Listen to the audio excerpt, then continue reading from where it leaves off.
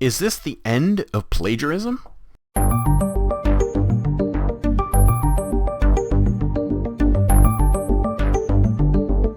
Of course, all over the news is the Claudine Gay Harvard kerfuffle over plagiarism.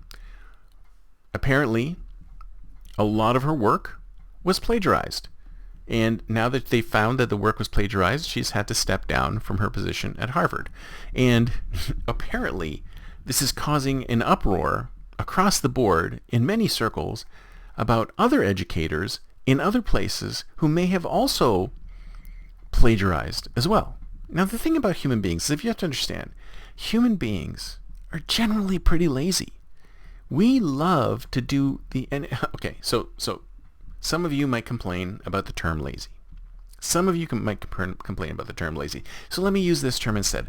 Let me say that human beings want to conserve our resources.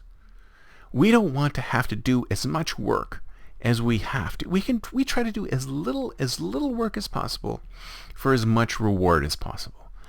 Perfectly normal human thing to do. I want to get as much as I can for as little as I can. So that is a normal thing.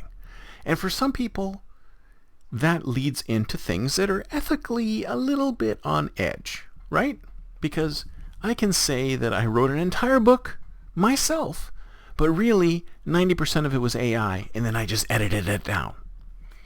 But if I don't tell you, if I don't say to you, I wrote this book 100 times, or if I don't tell you that AI helped me write this book, then you're probably going to think, I guess he wrote the book. And you're going to believe that I wrote the book because there's no way for you to know that I wrote the book or I didn't write the book. But prior to generative AI, prior to that, it was plagiarism. What would happen is that people would go, either I'm having a real tough time writing this paper, so I'm going to go out and I'm going to find a whole bunch of papers, and the more obscure the paper, the better.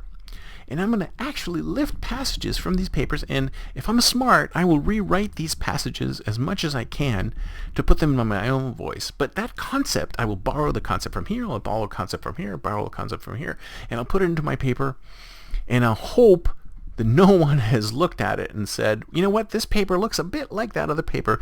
Try to pick really obscure other papers to plagiarize from, because that way there's a less chance that I'm going to be found. And the reality is, let's talk reality, folks, is that a lot of times none of this stuff is ever checked, right?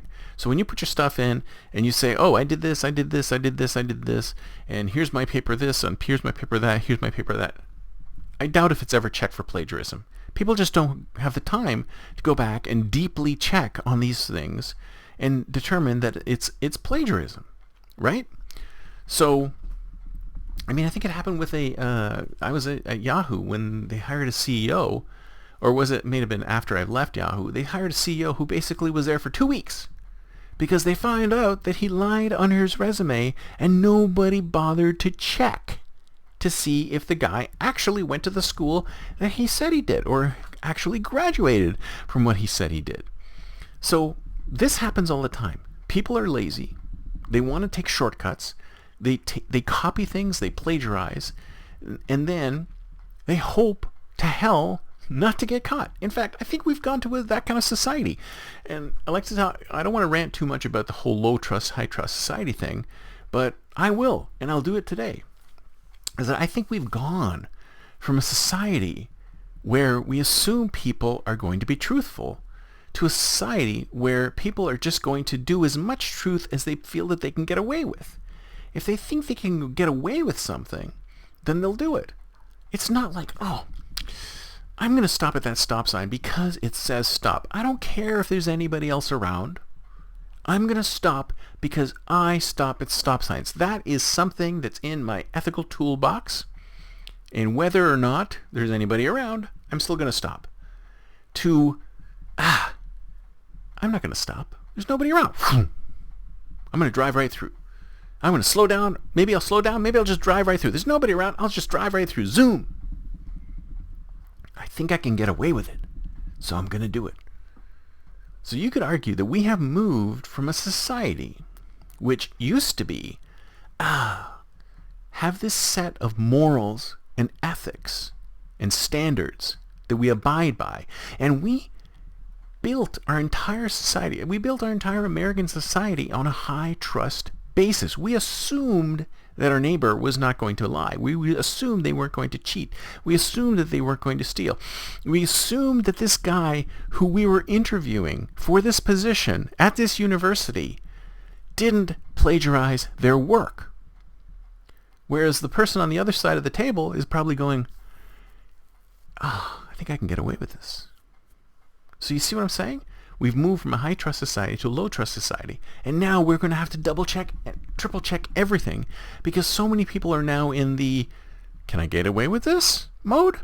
As opposed to, you know what? I'm not lying to you. I'm telling you the truth. So it's unfortunate that we've gotten to the point now where we can do that. But of course, AI is going to obfuscate things even further, because now we don't even have to worry about plagiarizing. I can go to AI and have it generate whole papers for me, which are completely unique. I mean, sure, there's plenty of companies that can detect whether something is AI or not. But if I go in there and mess around with it enough, then even the company may not be able to detect that it was originally AI at some point. So human beings are going to be human beings. Human beings are going to be lazy. We're going to be we want to minimize the resources that we spend doing things. So we're always going to do this. The question is, will we be able to get away with it? And I think hopefully that if we find out and show that people can't get away with this stuff anymore, then maybe it'll help drive us back to becoming more of a high trust society like we used to be. Because, and I'm not going to talk about it today, but I might talk about it in a future show, look at the differences between high trust and low trust societies. I think if you look at the differences between those societies and go ahead and do a Google search or ChatGPT question, what are the differences between these kind of societies, you might agree that you'd prefer to live in a high trust society. So if we could figure out, if we could help people be less lazy and actually do the work that they said they were going to do and not lie about it, then you'll see we might be on our way back to a high trust society, which, if you ask me, is a good thing for everybody all around. That's it for me for today. See you next time, and until then, don't forget to think future.